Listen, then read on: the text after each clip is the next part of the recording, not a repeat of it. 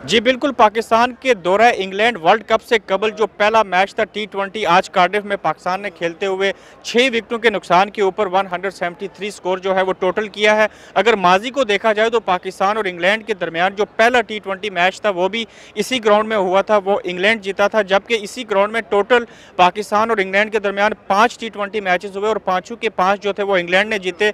आज देखना यह है कि ये जो टारगेट इंग्लैंड को पाकिस्तान ने दिया है, पाकिस्तानी बॉलर्स कैसे इसका दिफा कर पाते हैं। जबकि देखा जाए तो हारिस सोहेल और जो दूसरे उनके साथ थे उन्होंने अच्छी बैटिंग की, लेकिन अगर माजी की चीज़ों को देखें तो ये टारगेट ऐसा है कि पाकिस्तानी जो बॉलर्स हैं वो इसको महफूज कर सकते हैं और पाकिस्तान जीत सकता है। और जीतने की सूरत में वर्ल्ड कप से कबल ये सीरीज़ जो 5 वनडे मैचेस होने हैं उससे कबल T20 अगर पाकिस्तान जीत जाता है तो इसका मोरल बहुत बुलंद होगा। और यकीनन जो यहाँ पे बड़ी तादाद में शौकीन क्रिकेट हैं वो भी आए हैं।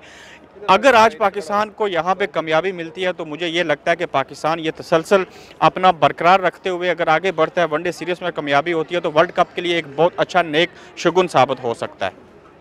ठीक है।